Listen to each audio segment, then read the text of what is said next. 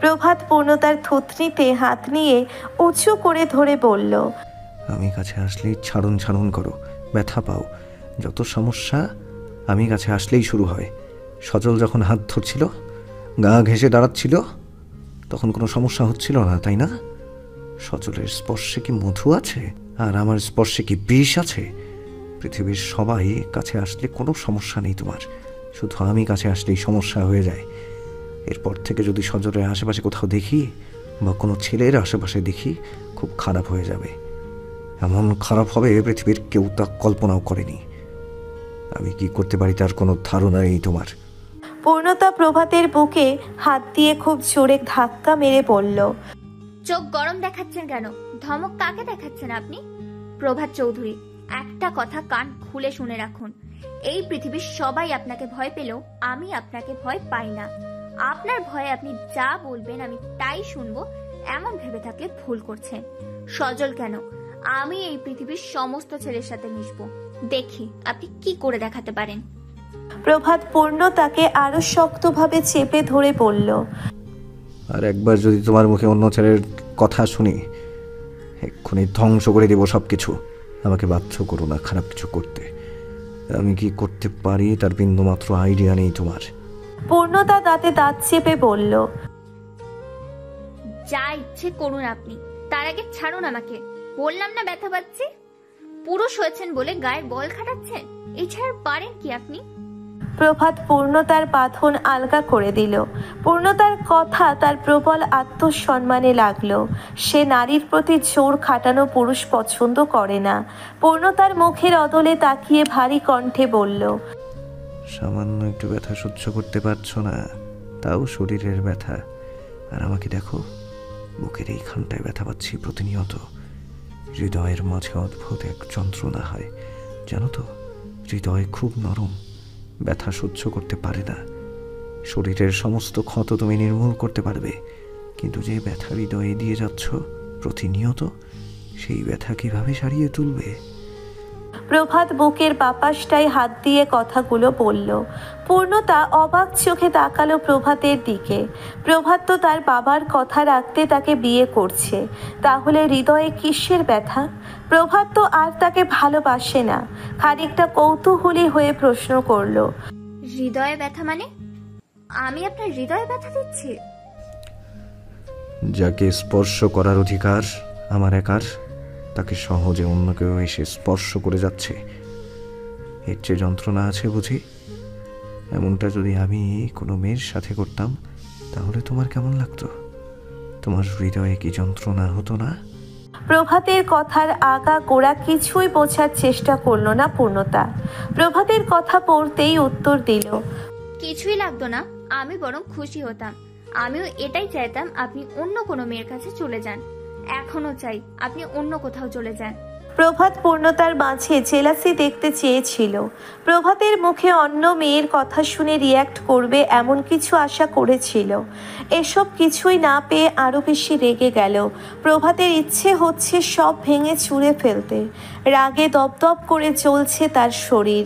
চোয়াল শক্ত করে বলল, একদিন তুমি অন্য মেয়ের দিকে তাকানো নিয়ে আগুন চোখে তাকাবে আমার দিকে। আমার চেয়েও বেশি জ্বলবে তুমি, জ্বলে পুড়ে ছারখার হয়ে যাবে। আপনার জন্য আমি জ্বলবো? কি অদ্ভুত স্বপ্ন আপনার। প্রভাত রাগে চিৎকার দিয়ে বলল, আরে সমস্যা কি তোমার? কি নেই আমার? আমি কি হ্যান্ডসাম না? আমি কি শিক্ষিত না? আমি কি সমাজে মিশতে পারি না? কি নেই আমার মাঝে বলো? বলো কিসের কমতি আমার মাঝে? পূর্ণতা কোনো উত্তর না দিয়ে লোহিত বর্ণ চোখ মুখ নিয়ে প্রভাতের দিকে তাকালো। দৃষ্টিতে তীব্র বিরক্তি। প্রভাত পূর্ণতার চোখ মুখের এমন অবস্থা দেখে পূর্ণতার আপাদমস্তক খুব ভালোভাবে তাকিয়ে দেখে বলল, যে আগ্নেয়গিরির ন্যায় ক্রোধান্বিত আখি যুগলে আমার পানে চাও, সেই একই আখি যুগলে একদিন লজ্জারা গুটিসুটি মেটে জড়ো হবে। লজ্জারাঙা শীতল চোখের দৃষ্টি মেলবে আমার পানে চেয়ে। পূর্ণতা এইবার তাচ্ছিল্যের স্বরে বলল, কোনো দিন আপনার এই স্বপ্ন পূর্ণ হবে না। আমি কোনোদিন আমার চোখের দৃষ্টি আপনার জন্য শীতল করব না। আমার চোখে আপনার জন্য সারা জীবন ঘৃণা ছাড়া কোনোদিন অন্য কিছু আসবে না।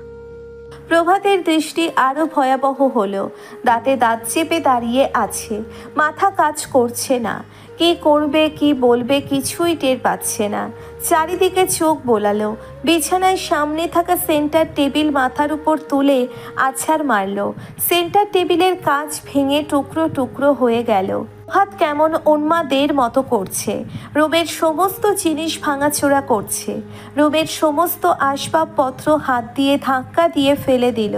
ড্রেসিং টেবিলে খুব জোরে লাথি মারায় গ্লাসে খানিকটা পা কেটে গেল। পূর্ণতা ভয়ে কানে 2 হাত দিয়ে চেপে রেখেছে। প্রভাত আজ এত পাগলামি করছে কেন? সে তো এমন করে না কখনো। ভয়ে থরথর করে কাঁপছে রুমে দাঁড়িয়ে। চোখ খুলে দেখলো প্রভাতের পা কেটে রক্ত বের হচ্ছে, রক্তে ভেসে যাচ্ছে তার পা, অথচ সেদিকে খেয়াল নেই প্রভাতের। প্রভাত উন্মাদের মতো সব ছোড়াছুড়ি করছে আর বলছে আজ সব শেষ করে দিব। পূর্ণতা ভয়ে কেঁদে দিয়ে বলল, প্রভাত ভাই, আপনার পা কেটে গিয়েছে। প্রভাতের সেদিকে কোনো খেয়াল নেই। উন্মাদের মতো ভাঙাচোরা করে যাচ্ছে সব কিছু। ঘরের বাইরে জড়ো হয়েছে বাড়ির সবাই, দরজা ধাক্কাধাক্কি করছে। বাইরে থেকে সবাই দুশ্চিন্তা করছে। বাইরে থেকে শুধু শব্দ শোনা যাচ্ছে আর পূর্ণতার কান্না শোনা যাচ্ছে। পূর্ণতা ছুটে গিয়ে দরজা খুলে দিল। দরজা খুলতেই বাড়ির সবাই রুমের ভিতরে প্রবেশ করলো। রুমের এমন অবস্থা দেখে সবাই ভয় পেয়ে গেল। জাহান পূর্ণতাকে নিজের সাথে আগলে ধরল। মেরি প্রভাতকে থামানোর চেষ্টা করলো, কিন্তু প্রভাতকে থামানো যাচ্ছে না। মেরি প্রভাতকে জড়িয়ে ধরে বলল, প্রভাত থামো এবার, এসব কি শুরু করেছ? পুষ্প বলল, আম্মু, ভাইয়ের পা কেটে গিয়েছে, রক্ত। মেরি প্রভাতের পায়ের দিকে তাকিয়ে চমকালো। রক্তে ভেসে যাচ্ছে তার পা, ফ্লোর জুড়ে রক্তের ছড়াছড়ি। মেরি প্রভাতের পায়ের দিকে তাকিয়ে বলল, শান্ত হও, পায়ে ব্যান্ডেজ দিতে হবে তোমার। প্রভাত মেরির দিকে তাকিয়ে বলল, পূর্ণতাকে বলে দাও আম্মু, ও যেন বাড়াবাড়ি না করে। ওর বিয়ে আমাকেই করতে হবে। বলেই সা সা করে রুম থেকে বেরিয়ে গেল। তবে যাওয়ার সময় পা খোঁড়ালো। পেছন থেকে ডাকাডাকি করেও আর কোনো লাভ হলো না। মেরি রুমের চারিদিকে তাকালো, তারপর পূর্ণতার দিকে তাকিয়ে বলল, কি করেছে রোমের? পূর্ণমা তোমাকে কিছু বলেনি তো? পূর্ণতা কাঁদো কাঁদো কণ্ঠে বলল, না কাকিমণি।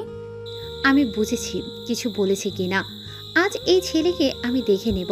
খুব বাড়াবাড়ি করছে তোমার সাথে। প্রভাতের রুম ছেড়ে সবাই চলে গেল। পূর্ণতা রুমে বসে কাঁদছে। জাহান পূর্ণতার কাঁধে হাত রেখে বলল, কাঁদে না মা। পূর্ণতা কান্না ভেজা কণ্ঠে বলল, আম্মু, এমন বদ মেজাজি ছেলের সাথে আমি সারা জীবন কিভাবে থাকবো? আমি এই বিয়ে করতে চাই না। জাহান একটা ভারী নিঃশ্বাস ছেড়ে বলল, বদমেজাজিরা আবার ভালো হয়, ওদের ভালোবাসা খাঁটি হয়। আমি এত চেষ্টা করছি, প্রভাত তবুও বিয়ে ভাঙছে না কেন?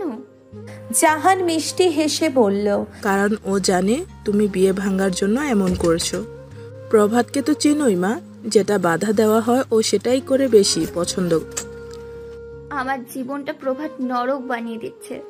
বিয়ে হলে সারা জীবনের মতো অশান্তিতে পুড়ে যাব তোমার মতো। জাহান হেসে বলল, কেন যেন মনে হয় তুমি অনেক সুখী হবে মা। এমন সময় পূর্ণতার দাদি জামেলা চিৎকার চেঁচামেচি করে বলে উঠল, এ বাড়িতে এত আকাম্মা, সব কি বলবো। কোথায় কি মরে পড়ে আছে, কেউ খুঁজে দেখ। এমন বিশ্রী দুর্গন্ধ, আমি টিকতে পারছি না। জামেলার চিৎকারে মেরি আর পুষ্প এগিয়ে গেল। জাহান রুমের বাইরে বের হয়ে এলো। পুষ্প বলল, কোথায় গন্ধ দাদি? আমার রুমে যা, গেলেই টের পাবি। পুষ্প রুমে যেতেই বিশ্রী একটা গন্ধ নাকে গেল। পুষ্প নাক সিটকে বলল, আসলে তো কিসের গন্ধ এসব? জামেলা বলল, তা আমি কিভাবে বলবো? তোরা বাইরে গিয়ে খুঁজে দেখ। দেখছি দাদি। বাড়ির ভেতরের এসব চেঁচামেচির শব্দ গেস্ট হাউসের বাইরে দাঁড়িয়ে শুনছে প্রভাত আর ওয়াসিল চৌধুরী। প্রভাত হেসে বলল, কাউকে খুন করে ফেলে দিয়েছো নাকি বাবা? এত গন্ধ কিসের? ওয়াসিল খানিকটা ধমকের স্বরে বলল, মাথা গেছে না তোমার? চলো মাথা ঠান্ডা করবে। তুমি একমাত্র বাপ, ছেলের হাতে কি সুন্দর ড্রিঙ্কস তুলে দাও। ওয়াসেল খুব গর্ব করে বলল, আমি জানি আমার ছেলের কখন কি লাগবে। যা লাগবে দিতে পারবা? পারবো, বলো কি চায়। শান্তি রাখবে, শান্তি চাই আমি। অশান্তি তো নিজেই জীবনে ডেকে এনেছো। তুমি পূর্ণতাকে বেশি গুরুত্ব দিতে গিয়ে অশান্তিতে আছো। বিয়েটা করো না, দেখবে সব শান্তি ফিরে আসবে জীবনে। বিয়ে করব না? না। ভালোবাসি আমি ওকে, ওকে ছাড়া থাকতে পারবো না। দুনিয়াতে কি মেয়ের অভাব পড়েছে? এসব ভালোবাসা টালোবাসা বলে কিছুই নেই। তুমি প্রেমের জন্য ইন্ডিয়া থেকে মেয়ে ভাগায় নিয়ে এসেছো কেন তাহলে? আমি কি কিছুই জানি না? ওয়াসেল খানিকটা বিব্রত বোধ করে বলল, আমার ব্যাপার আর তোমার ব্যাপার আলাদা। তোমার চেয়ে আমি প্রেমিক হিসেবে কম কোন দিকে? তুমি ইন্ডিয়া থেকে মেয়ে ভাগিয়ে আনতে পারলে আমি ঘরের মেয়ে পটাতে পারবো না কেন? তোমার চেয়ে হাজার গুণ বেস্ট প্রেমিক আমি। ওয়াসেল মদ খেতে খেতে বলল, আমার চেয়ে বেস্ট প্রেমিক তুমি কোনোদিন হতে পারবে না। তুমি জানো আমি তোমার মাকে বিয়ে করার জন্য কি কি করেছি? ওসব শুনলে যে কারোরই শরীরে লোম দাঁড়িয়ে যাবে। প্রভাত ভ্রু কুচকাল, খানিকটা কৌতূহলী হয়ে ওয়াসেলের দিকে ঝুঁকল, ভ্রু নাচিয়ে বলল, ইন্টারেস্টেড? আমি শুনতে চাই তুমি কি কি করেছিলে। ভালো কাজ কিছু করেছিলে বলে তো মনে হচ্ছে না। প্রেমে জয়ী হতে হলে কোনটা ভালো আর কোনটা খারাপ এসব মাথায় আনলে প্রেমে জয়ী হওয়া যায় না। প্রেমের জন্য সবই ঠিক। তাহলে টিপস দাও, কিভাবে মেয়ে পটিয়ে প্রেমে জয়ী হতে হয়? তুমি তো এই ব্যাপারে এক্সপার্ট ছিলে বাবা। ওয়াসেল আবার গ্লাসে মদ ঢেলে বলল, মেয়ে পটাতে আবার টিপস লাগে নাকি? তুমি পূর্ণতার পেছনে যেভাবে লেগে আছো আমি তোমার মায়ের পিছে এর 1% সময়ও ব্যয় করিনি। দেখো তোমার মা এমনি আমার ইশারায় চলে এসেছিল, আর তুমি কিনা পূর্ণতার পিছে ঘুরেই যাচ্ছ, কোনো পাত্তাই পাচ্ছ না। প্রভাত গভীর চোখে তাকালো ওয়াসেলের দিকে, হাতের গ্লাস সেন্টার টেবিলের উপর রেখে পায়ের উপর পা তুলল, কোনোই ভাঁজ করে থুতনিতে ঠেকালো, গম্ভীর কণ্ঠে বলল, আমি অস্ট্রেলিয়ার সাথে খেলছি, খেলবো যখন অস্ট্রেলিয়ার সাথেই, খেলে জিতবো। আর তুমি তো পাকা প্লেয়ার হয়ে সদ্য জন্ম নেয়া শিশুর সাথে খেলছিলে। তোমার ওয়াইফ এই পৃথিবীর শ্রেষ্ঠ শান্ত শিষ্ট নারী, আর আমার বউয়ের নিঃশ্বাসে প্রশ্বাসে আগুন। ওই মেয়ে সহজে হার মেনে নেওয়া পাত্রী নয়, সময় তো লাগবেই। ওয়াসেল তাচ্ছিল্যের সুরে বাঁকা হেসে বলল, তুমি আমার ছেলে হয়ে এত মিনমিনে কবে হলে বলো তো? একটা মেয়ের কাছে গিয়ে বিড়ালের মতো হয়ে যাও, তার ইশারায় নাচছ। আমি তো জানতাম তুমি চিতাবাঘ। তোমাকে এসব মানায় না প্রভাত। পুরুষ যত বড়ই বাঘ হোক না কেন, বউয়ের কাছে সবাই বিড়াল। আমরা তো বউয়ের কাছে বিড়াল না, গায়ে এক বিন্দু রক্ত থাকতে তা হবেও না। এইবার প্রভাত তাচ্ছিল্যের সুরে হেসে বলল, তোমরা তো বউ মানে কি তাই জানো না। জানলে আমার চেয়ে বড় বিড়াল হয়ে যেতে। তোমাদের কাছে যেটাকে বউয়ের কাছে বিড়াল হওয়া, আমার কাছে ওটা ভালোবাসা। কারণ পূর্ণতাকে আমি ফিল করতে পারি, যাকে ফিল করতে পারি তার জন্য দুর্বলতা আপনা আপনিই তৈরি হয়ে যায়। রাজনীতির চেয়ে প্রেম নিয়ে বেশি গবেষণা করছো তুমি। এই জন্য দ্রুত বিয়ের ব্যবস্থা করো। বিয়ের উপযুক্ত ছেলে বিয়ে না করিয়ে আছো কেমন বাবা তুমি? সময় দাও আমাকে। তোমার সময়ের চক্করে দাঁড়িয়ে একটা পেকে গিয়েছে আমার, বাকিগুলো পাকার আগেই বিয়ে করব। এই সপ্তাহেই বিয়ে করতে চাই আমি, এটাই ফাইনাল। এই মেয়ে বাদে অন্য যে কোনো মেয়েকে পছন্দ করো, তার 14 গোষ্ঠী সহ তোমার পায়ের নিচে এনে ফেলে দিব। এই মেয়ের দ্বারা চৌধুরী বংশ ধ্বংসের দিকে ধাবিত হচ্ছে। আমি স্পষ্ট দেখতে পাচ্ছি পূর্ণতা তোমাকে মেয়েলি মায়ার দ্বারা ঘায়েল করে এই বংশ ধ্বংস করে দেবে। বহু আগে একজন জ্ঞানী মানুষ বলে গিয়েছিলেন, যতদিন না চৌধুরী বংশের কোনো পুরুষ কোনো নারীর মায়া পড়বে ততদিন এই বংশের ক্ষমতা যাবে না। কারণ নারীর মায়া পড়লে পুরুষ একটা রাজ্যের ক্ষমতা এক নিমিষে শেষ করে দিতে পারে, সেই নারীর মায়ার জন্য। প্রভাত দাঁড়িয়ে হাত বুলিয়ে বলল, পূর্ণতার জন্য চৌধুরী বংশ কেন, গোটা পৃথিবীতে তাণ্ডব করতে দুবার ভাববো না আমি। এই জন্য আমি চাই না তুমি এই বিয়ে করো। এই বিয়ে তোমার জন্য মঙ্গলজনক নয়। আপাতত সজল আমার জন্য মঙ্গলজনক নয়। কাল সকালে এই সজলকে এই বাড়ি থেকে বের করে দেবে। ও পূর্ণতার হাত ধরেছিল আজ, এত সাহস ও কীভাবে পায়? ওর হাত আমি কেটে ফেলবো বাবা। তার আগে ভালোই সজলকে বের করে দাও এই বাড়ি থেকে। পূর্ণতা হাত ধরার সাহস দিয়েছে কেন? কাটতে হলে পূর্ণতার হাত কাটো। আগে ঘর শাসন করো, তারপর না হয় পর শাসন করবে। ক্যান্সার আঙ্গুলে হলে কি আঙ্গুলে চিকিৎসা না করে পুরো হাত কাটবো? পূর্ণতাকে ফুলের টোকা পর্যন্ত দেব না আমি, কিন্তু যে ওর দিকে তাকাবে তার ব্যবস্থা এমন করব। আমি হলাম ডিফারেন্ট প্রেমিক, ঘর শাসন নয় পরই শাসন করব। আচ্ছা, তুমি তো এই মেয়ে মানুষের ফাঁদে পড়ে একেবারে শেষ হয়ে গিয়েছো দেখছি। আর খেও না, পরে তাল হারিয়ে ফেলবে। কোনোদিন মাতাল হতে দেখেছ? আমি সব সময় লিমিট রেখেই সব করি।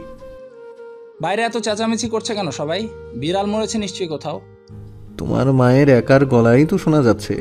এই বয়সেও বুড়ির গলার যে তেজ, পূর্ণতা দাদির মতোই জেদি হয়েছে। কথাটা মন্দ বলনি। প্রভাত নাক সিটকে বলল, আসলেই তো বিশ্রী একটা গন্ধ ভেসে আসছে। এত বাজে গন্ধ কোথা থেকে আসছে? ওয়াসেলও নাক সিটকে বলল, সেটাই তো বুঝতে পারছি না। ছোটখাটো ইঁদুর বিড়াল মরলে তো এমন গন্ধ হয় না।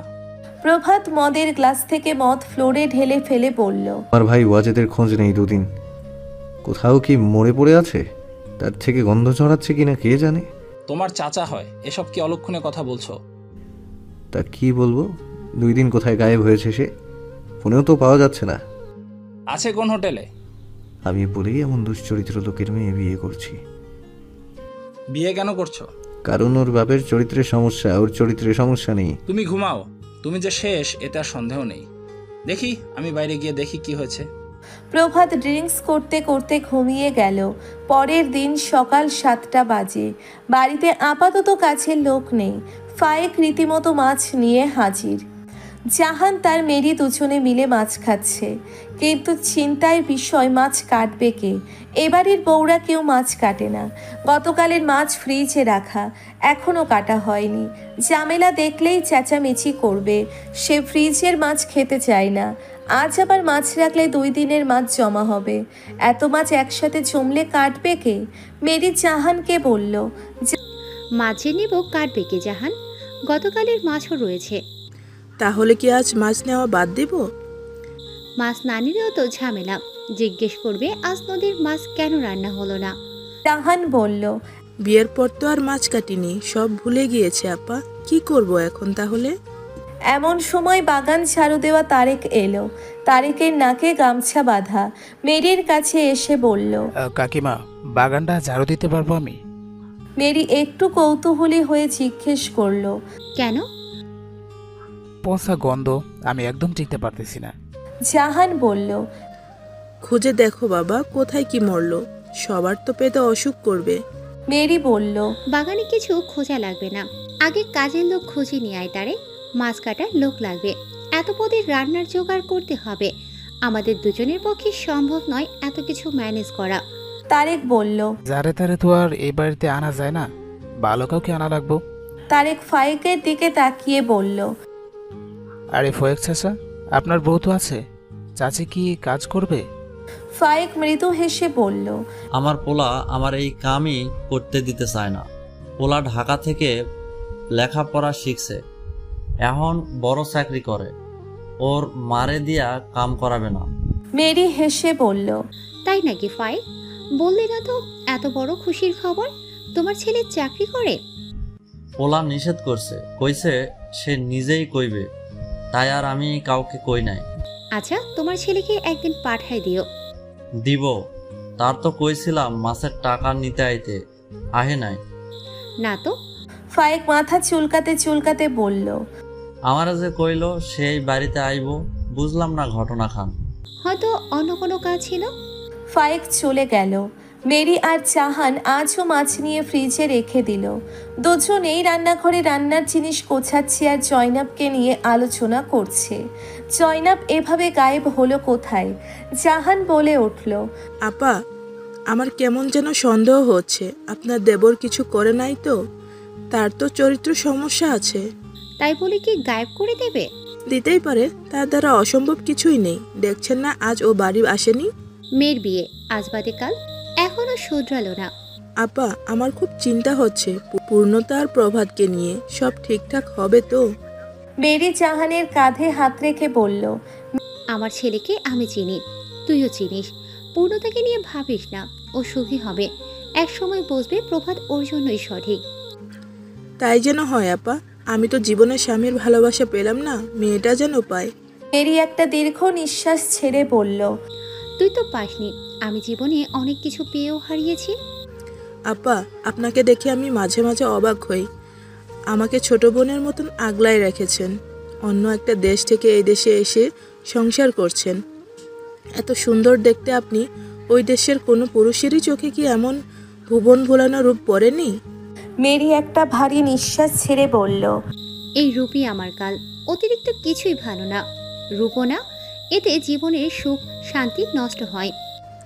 মাঝে মাঝে আপনার জীবনের কাহিনী জানতে ইচ্ছে করে আপা। কিছু গল্প সিনেমাকেও হার মানায় জাহান, অনেক মর্মান্তিক হয়, যা না শোনাই ভালো। তবু আপা, আমার খুব জানতে ইচ্ছে করে। একদিন বলবো। আমি মরার আগে 2টা ইচ্ছে যেন পূর্ণ হয়। 1, আমার পূর্ণটা যেন সুখ দেখতে পারি। 2, আমার জীবনের গল্প। এখনই মরার কথা ভাবিস কেন? মাঝে মাঝে মাথার মাঝে এত ঘোরায়, আর হঠাৎ হঠাৎ জ্বর আসে, মনে হয় কিছু একটা হয়ে গেল। কিছুই হবে না, প্রভাতকে বলবো ভালো ডাক্তারের কাছে নিয়ে যেতে। সজলের ভীষণ রকমের দুর্বলতা পূর্ণতার প্রতি সেই ছোটবেলা থেকেই। শেষ সময়ে এসে একবার যদি সে পূর্ণতাকে রাজি করাতে পারে তাহলে সে জিতে যাবে। যেহেতু পূর্ণতা প্রভাতকে বিয়ে করতে চায় না, সেক্ষেত্রে একটা সুযোগ আছে। তাছাড়া গতকাল রাতের ঘটনাটার জন্যে পূর্ণতাকে সরিও বলতে হবে। সজল সুন্দর একটা চিঠি লিখে পূর্ণতার বিড়ালের গলায় ঝুলিয়ে দিয়ে পূর্ণতার ঘরের সামনে ছেড়ে দিল। বিড়ালটা সারাক্ষণ পূর্ণতার সাথেই থাকে, পূর্ণতার সব ইশারা বোঝে, রাতে পূর্ণতার সাথেই ঘুমায়। সকালে জানালা দিয়ে বাইরে বেরিয়েছে। সজল বিড়ালটাকে জানালা দিয়ে ঘরের ভিতর ছেড়ে নিচে এসে ডাইনিংয়ে বসে অপেক্ষা করছে। বিড়ালটা ঘরে আছে। পূর্ণতার ঘুম ভাঙলেই বিড়ালের গলা থেকে চিঠি নিয়ে পড়তে পারবে।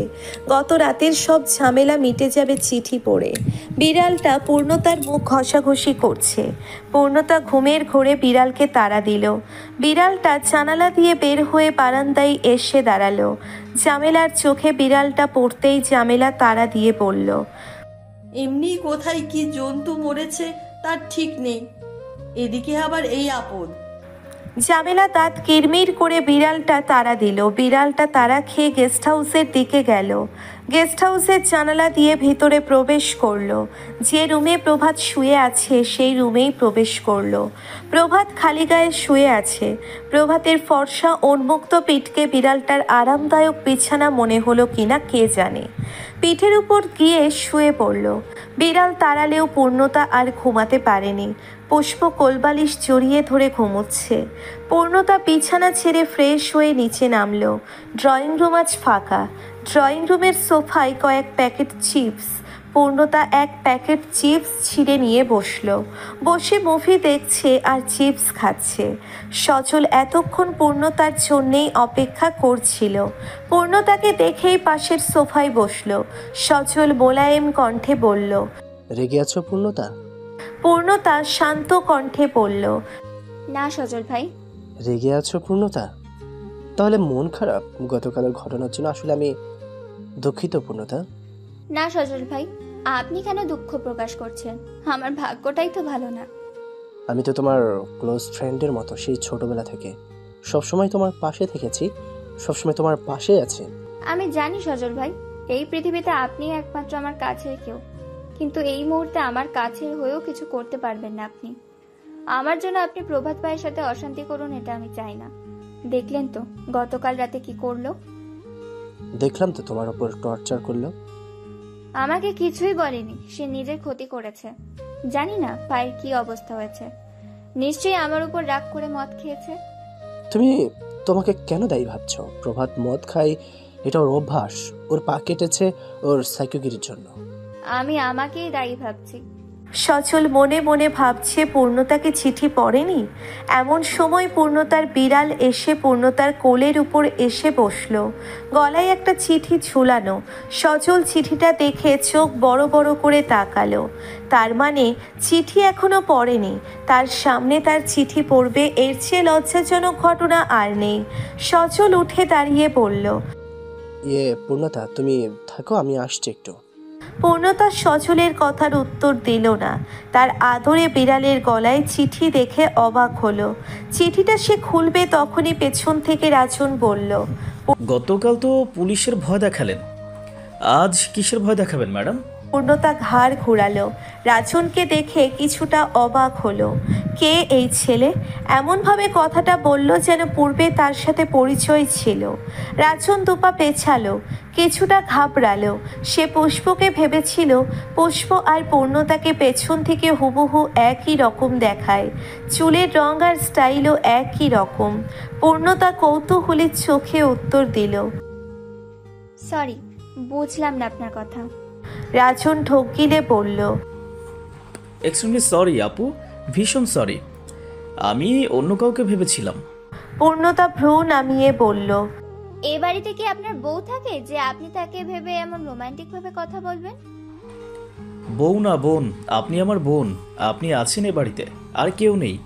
পূর্ণতা এবার হেসে দিয়ে বলল, বসুন, আপনার ম্যাডামকে পাঠিয়ে দিচ্ছি।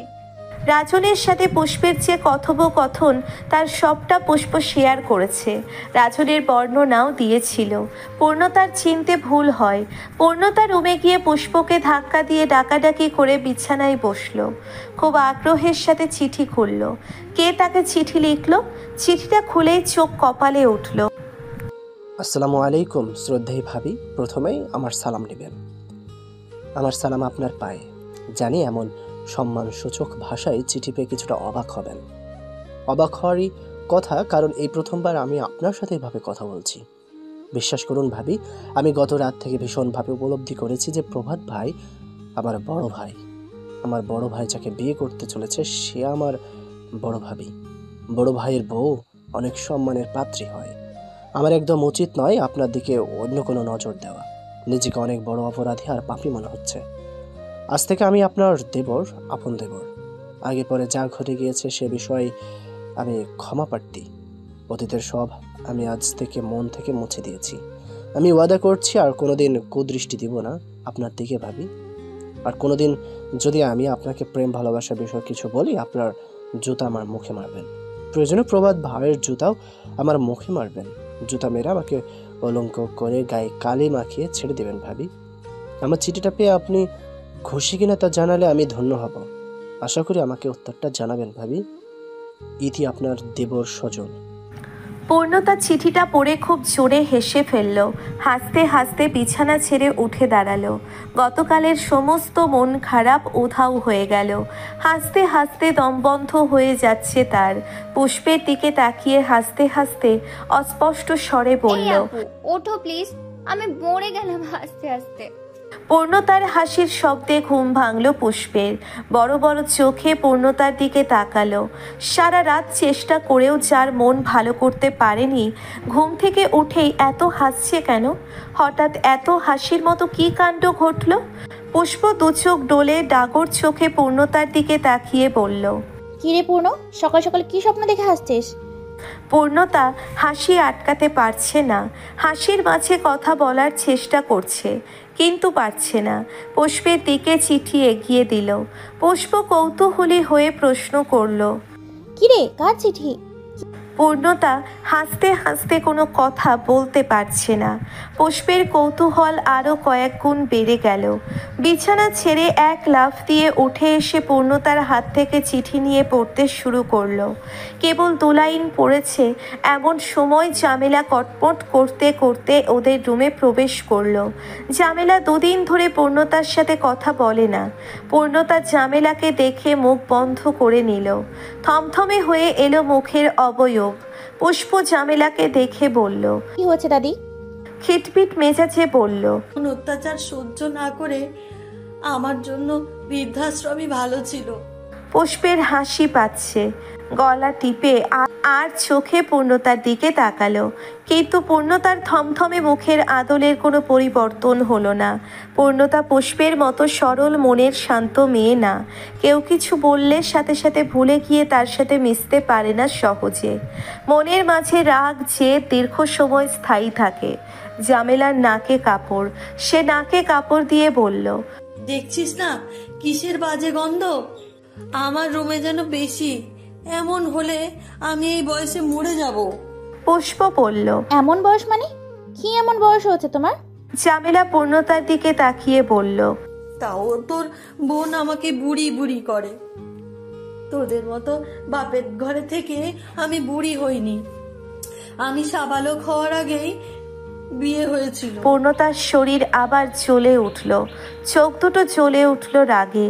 পুষ্প পূর্ণতাকে চোখের ইশারায় থামতে বলল। জামেলাকে বলল, কি হয়েছে দাদি, কিছু বলতে এসেছো? তোদের নিচে ডাকছে, এখনই যা। সবাই মিলে বাগানে গিয়ে খুঁজে দেখ কোথায় কি মরেছে। তুমি যাও, আমরা আসছি। না, আমার সাথে চল দুজন, এখনই চল। আচ্ছা চলো। জামেলার পিছ পিছ পুষ্প আর পূর্ণ দুজনে হাঁটছে। পূর্ণতা পুষ্পের হাত থেকে চিঠিটা নিয়ে চিঠিটা হাতের মাঝে দলাবদ্ধ করলো। পুষ্প ফিসফিস করে বলল, আমাকে কিন্তু পরে দিবি পড়তে। পূর্ণতাও ফিসফিস কণ্ঠে বলল, আচ্ছা দিব। এখন তো বল, খেয়ে তোকে ভাবি রেখেছে। পরে বলছি আপু, তুমি বেহুশ হয়ে যাবা। না শুনলে ভালো লাগছে না। মজা ফুরিয়ে যাবে এখন শুনলে, আর প্রচুর হাসিও পাবে। এখানে হাসির মতো পর্যাপ্ত জায়গাও নেই। বাগানে প্রবেশ করতেই সজলের সাথে দেখা পুষ্প আর পূর্ণতার। সজল লজ্জা রাঙা মুখে পূর্ণতার দিকে তাকালো। লজ্জায় পূর্ণতার দিকে তাকাতে পারছে না। সজল নিশ্চিত পূর্ণতা তার চিঠি পড়েছে। চিঠি পড়ে নিশ্চয়ই সে উত্তর জানাবে। সজল মনে মনে ভীষণ এক্সাইটেড।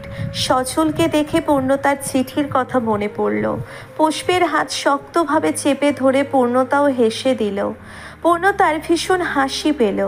এই বাগানে গড়াগড়ি দিতে ইচ্ছে করছে পূর্ণতার।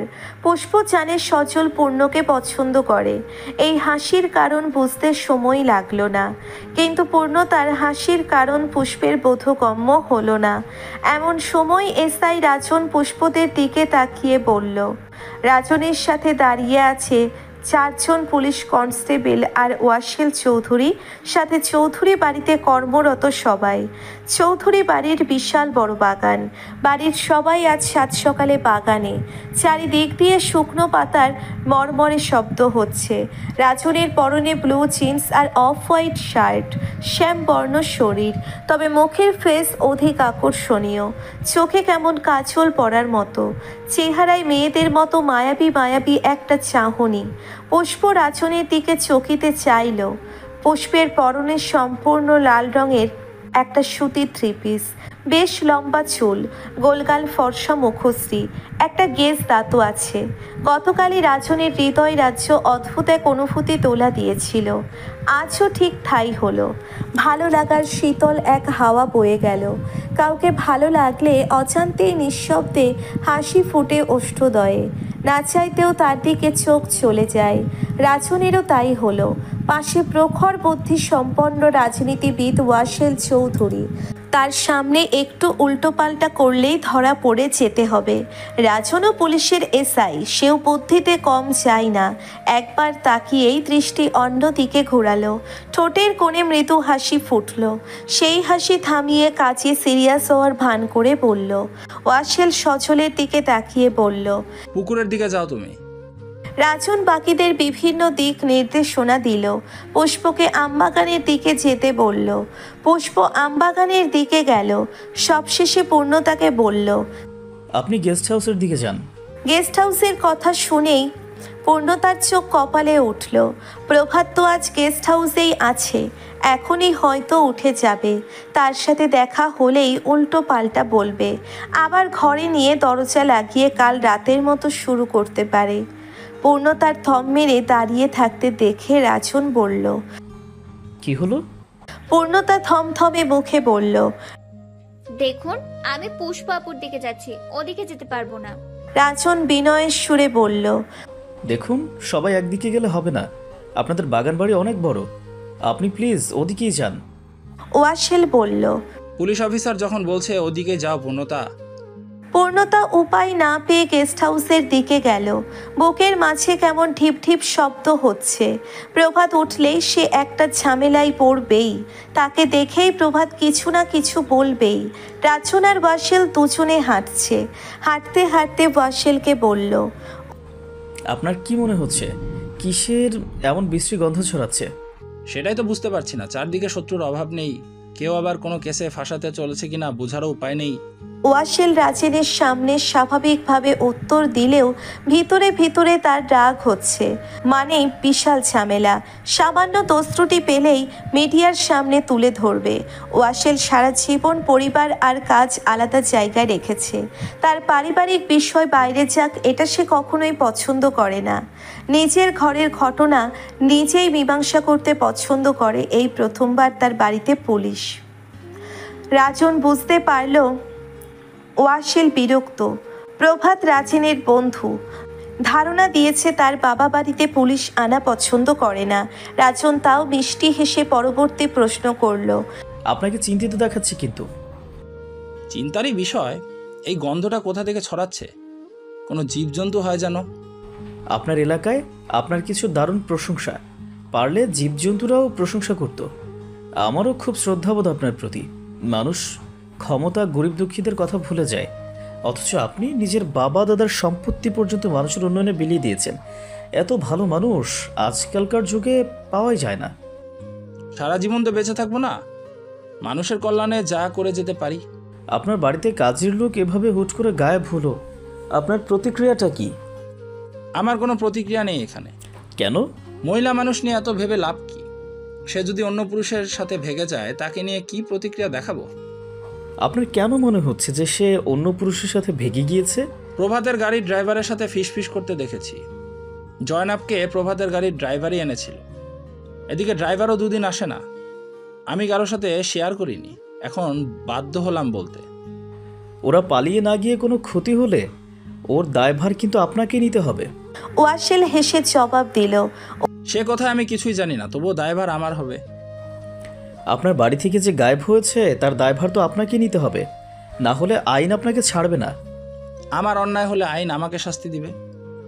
আমাকে ভুল বুঝবেন না, যেহেতু আপনার বাড়ি থেকে হারিয়েছে, কিছুটা প্রভাব আপনার উপর পড়া স্বাভাবিক। আমার বিশ্বাস আপনি নির্দোষ। আইন কাউকে বিনা কারণে শাস্তি দেয় না। খুব সাহসী আপনি।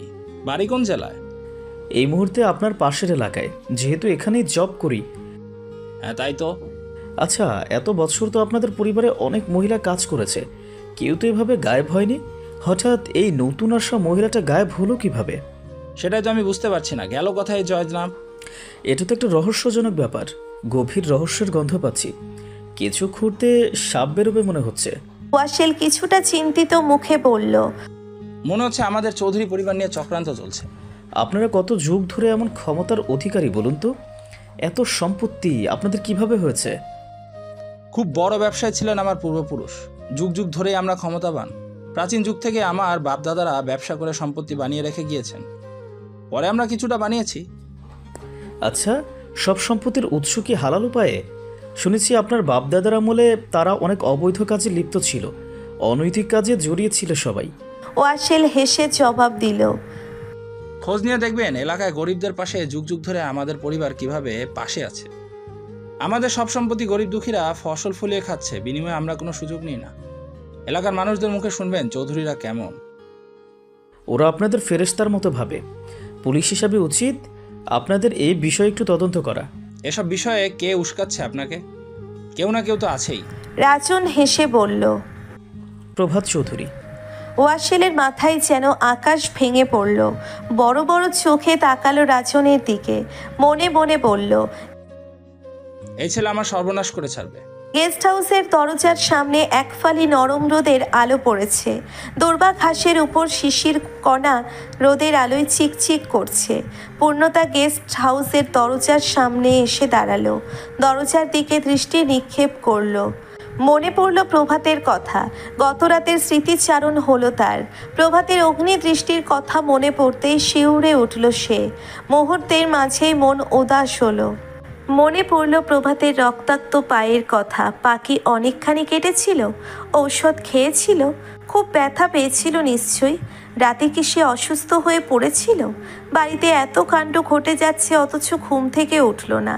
এই পুলিশ তো তারই পরিচিত। পুলিশ এসে কি তাকে ফোন দেয়নি? তাহলে সে উঠল না কেন?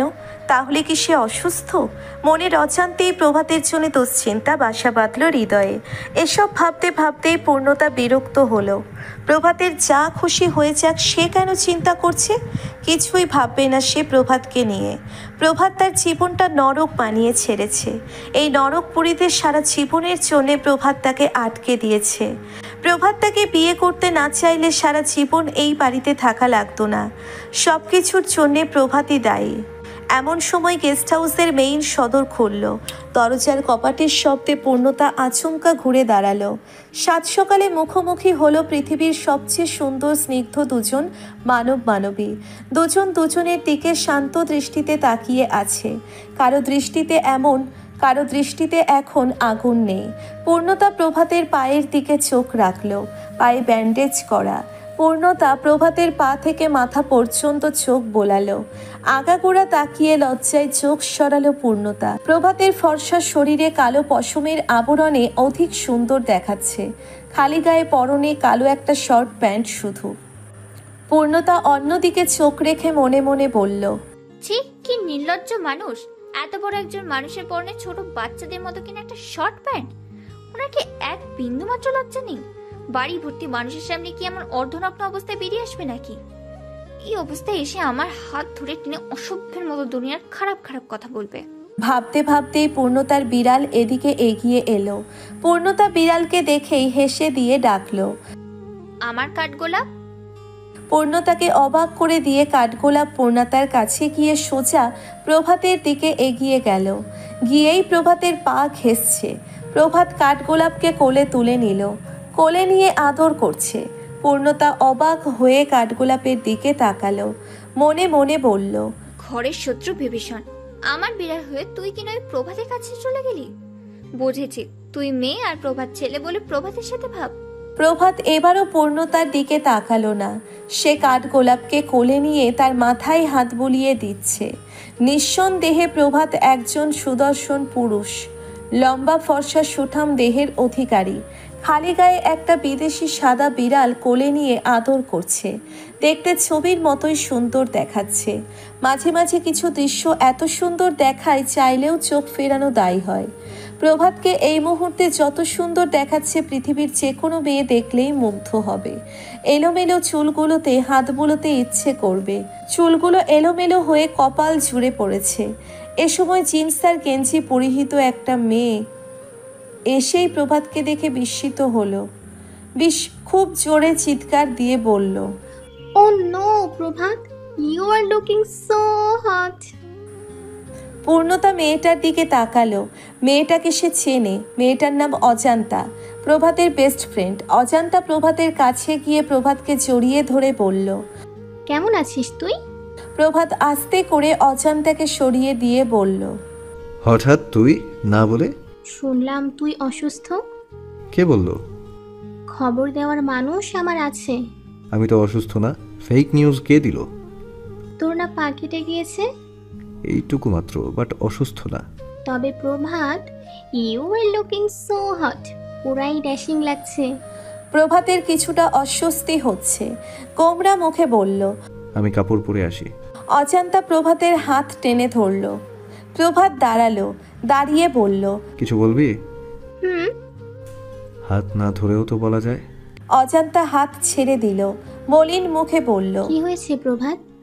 এতদিনের পরিচয়, কোনোদিন তো তোকে এমন গম্ভীর আর চুপচাপ দেখিনি। একাই সব মাতিয়ে রাখা ছেলেটা এমন চুপচাপ কেন? কিছু হয়নি, তোর এমনি এমন মনে হচ্ছে। বলেই প্রভাত ভিতরে প্রবেশ করলো। অজান্তা জানে প্রভাতের কি হয়েছে। জেনেও সূক্ষ্মভাবে অভিনয় চালিয়ে গেল। অজান্তা অনেক দিন ধরে প্রভাতকে ভালোবাসে। সব রকম চেষ্টা করেও প্রভাতের মনে বন্ধুত্বের চেয়ে বেশি জায়গা পায়নি। প্রভাতও জানে অজান্তা তাকে ভালোবাসে। প্রভাতের বাবার বন্ধুর মেয়ে সে।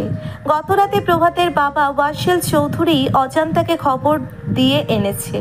অজান্তা পূর্ণতাকে দেখে এগিয়ে গেল। পূর্ণতাকে দেখে মৃদু হেসে বলল, কি হয়েছে পূর্ণতা, তুমি কিছু জানো?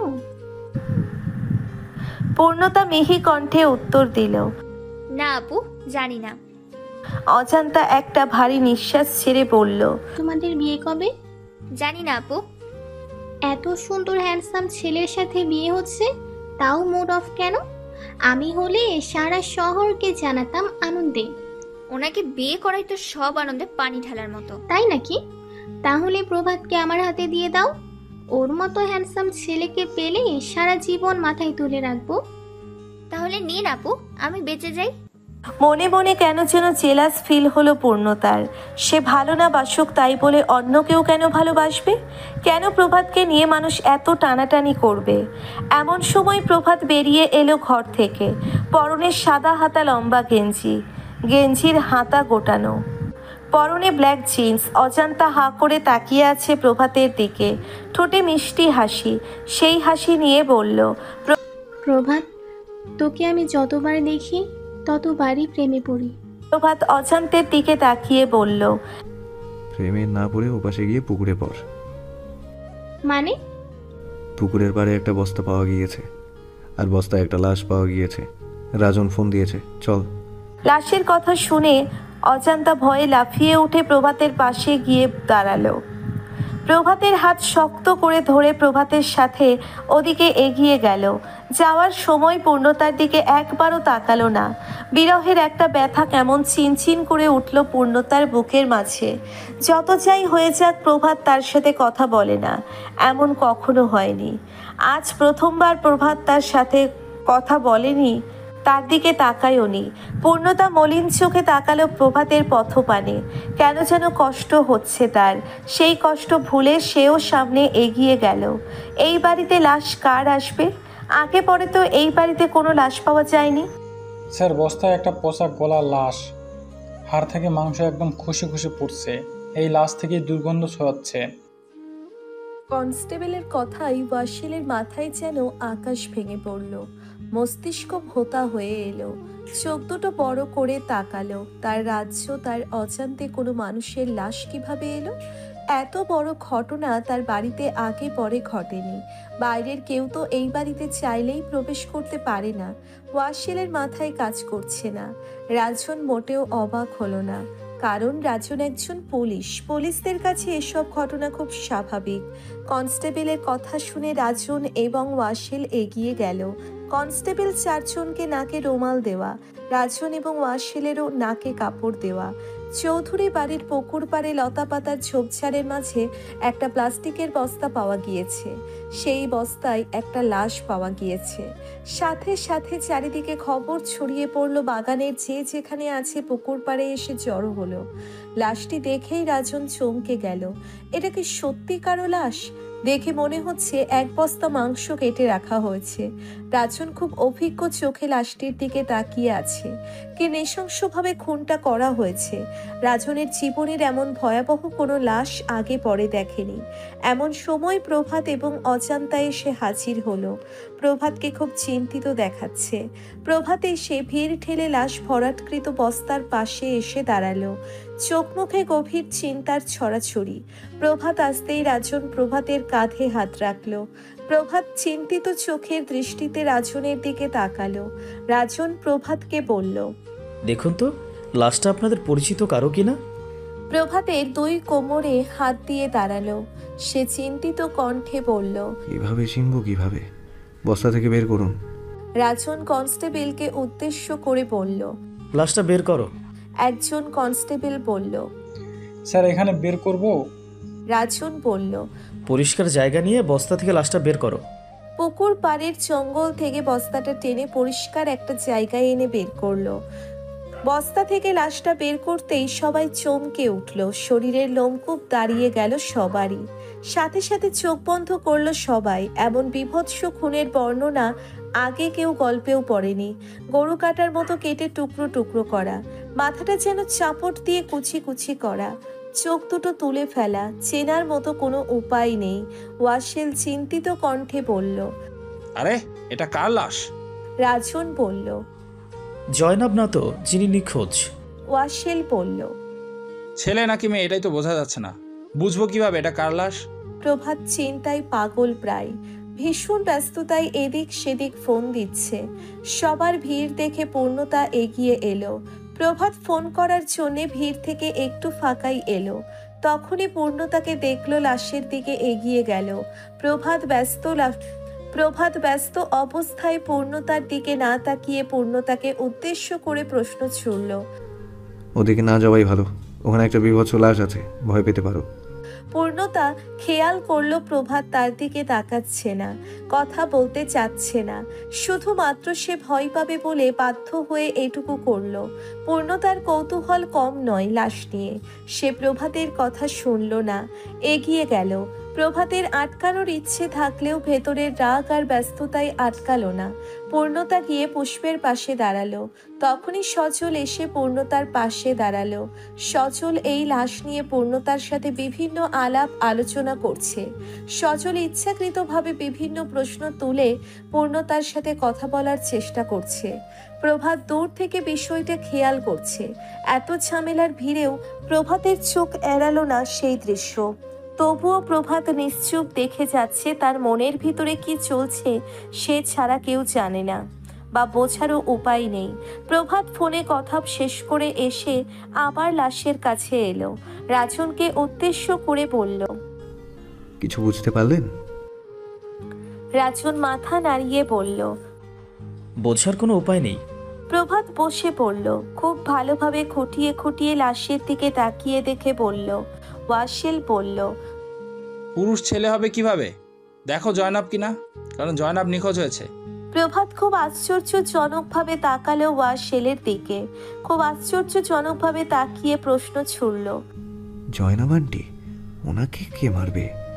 কে মেরেছে সেটা পরের প্রশ্ন। যেহেতু জয়নাবকে পাওয়া যাচ্ছে না, ওর কথাটা আগে মাথায় আসলো। প্রভাত রাজনের দিকে তাকিয়ে বলল, আপনার কি মনে হচ্ছে? রাজন বলল, আমারও মনে হচ্ছে ছেলে। দেখুন, হাতের আঙ্গুল দেখা যাচ্ছে, তাতে পুরুষ মানুষের আংটি। ওয়াসিল বলল, লাশ জারি হোক, আমাদের বাড়িতে কেন রাখবে? রাজন বলল, তার চেয়ে বড় প্রশ্ন, খুনটা করলো কে? জমেলা বলল, নিশ্চয়ই কেউ শয়তানি করে শত্রুতা করেছে। রাজন বলল, আপনাদের সাথে এমন শত্রুতা আছে কারো? ওয়াসিল বলল, এতদিন জানতাম ছিল না, কিন্তু এখন মনে হচ্ছে গোপনে শত্রু জমেছে। তা না হলে আমার বাড়ির পুকুর পাড়ে লাশ ফেলবে কেন কেউ? রাজন খুব কৌতূহলী মনে প্রশ্ন করল, আপনাদের বাড়িতে বিগত 3 দিনে বাইরের কেউ প্রবেশ করেছে? ওয়াসিল মাথা নাড়িয়ে বলল, না তো, যে কেউ তো সহজে এ বাড়িতে প্রবেশ করতে পারে না, তাই না? হাই সিকিউরিটি তো আপনাদের বাড়িতে, নিশ্চয়ই কেউ কৌশলে বাড়িতে প্রবেশ করেছে। রাজন আবার প্রশ্ন ছুড়ল, এই বাড়িতে এত সহজে কেউ প্রবেশ করতে পারে? ওয়াসিল বলল, কিছু না কিছু রহস্য তো আছেই, না হলে এখানে লাশ আসবে কিভাবে? তার আগে দেখতে হবে লাশটা কার। আমার পক্ষে কোনো চিহ্ন দেখে বোঝা সম্ভব নয়। আপনারা কেউ চিনে থাকতে পারেন, ভালোভাবে দেখুন তো কোনো চিহ্ন পান কিনা। এরই মাঝে প্রভাত বলে উঠল, ও শিট, এটা তো মারুফ, আমার ড্রাইভার। মারুফের নাম শুনে সবাই চমকালো।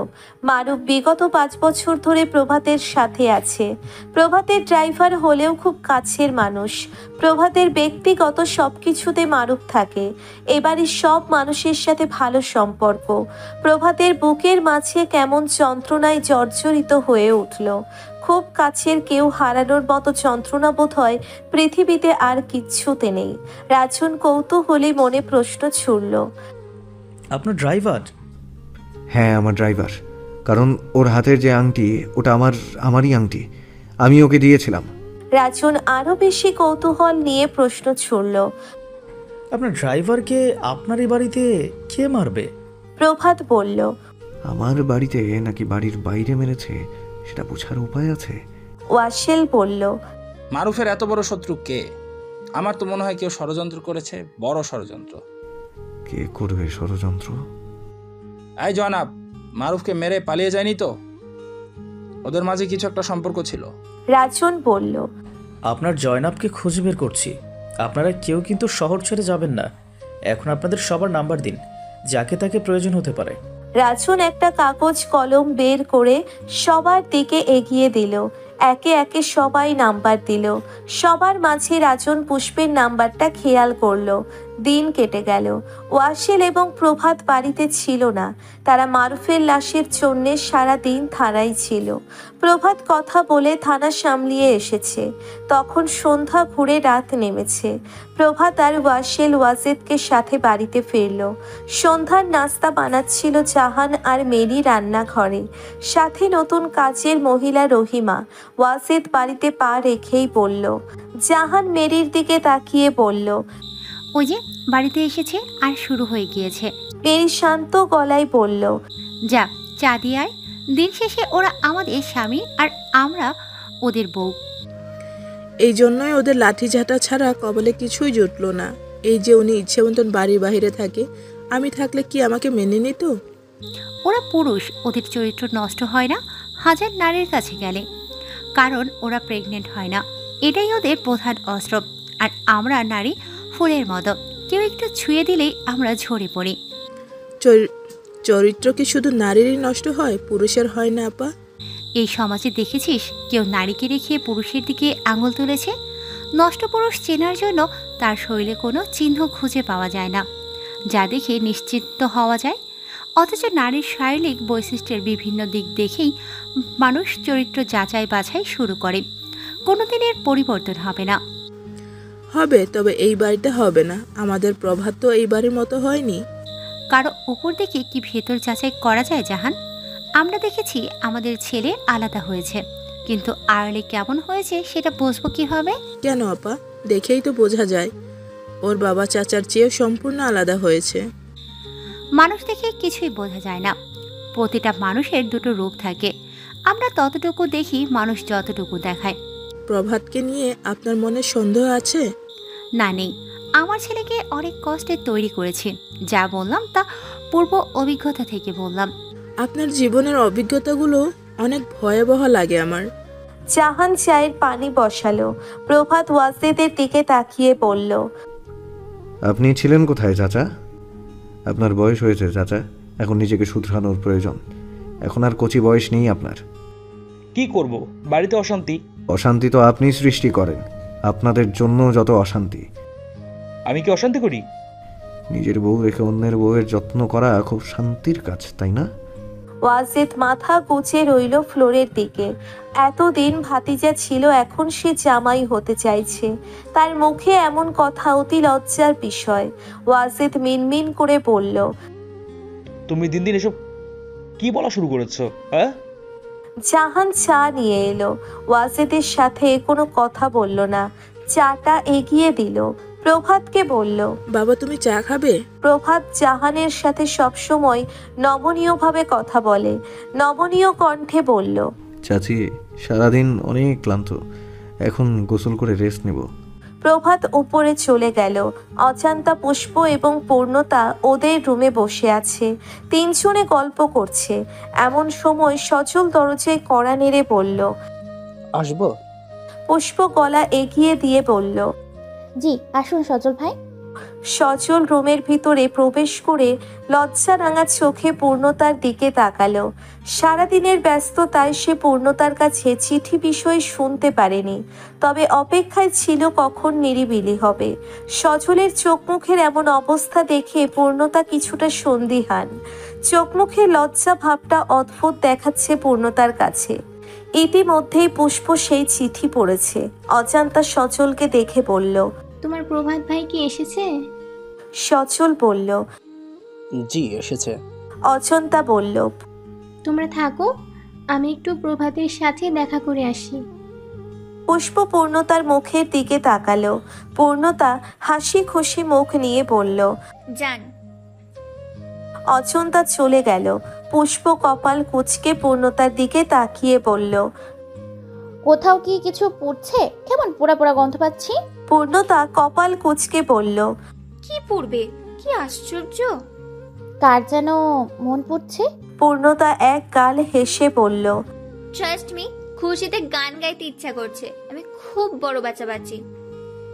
এই যে বাঁচা বাঁচা করছিস, একদিন দেখবি ভাইয়ের আশেপাশে কাউকে সহ্য হবে না তোর, তাই না সজল ভাই? পুষ্প সচলের দিকে তাকিয়ে কথাটা বলল। পুষ্পের কথাবার্তা সচলকে পোড়াচ্ছে। সচল কোনো কিছু ভাবতে চাইছে না পূর্ণতার সামনে প্রভাতকে নিয়ে বলুক। সে চিঠিতে লিখেছিল পূর্ণতা চাইলে এখান থেকে সে পূর্ণতাকে নিয়ে পালিয়ে যাবে, কিন্তু পূর্ণতার মাঝে কোনো অনুভূতি দেখা যাচ্ছে না। পূর্ণতা কি চিঠি পড়েনি?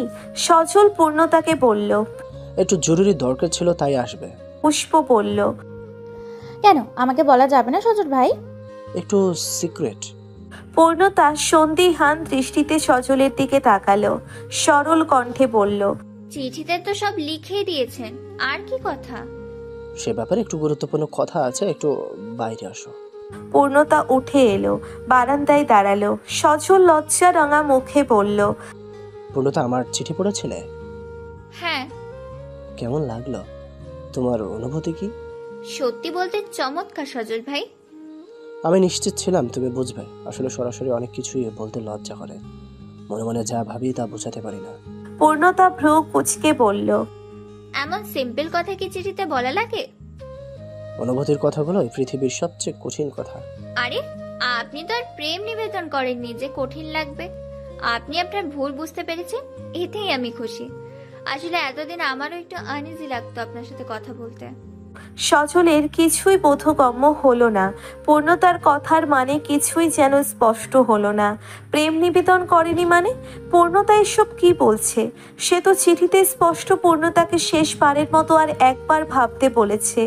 সজল সন্দিহান মনে প্রশ্ন করলো, আমি চিঠিতে কি লিখেছি বলো তো? লিখেছেন আমাকে আর কোনোদিন প্রেম ভালোবাসা জাতীয় কথা বলবেন না। ভাবি ডেকে ডেকে ফ্যানা তুললেন। সজল ভাই, আমি সত্যি অনেক খুশি হয়েছি। আসলে আমিও কোনোদিন আপনাকে অমর নজরে দেখিনি।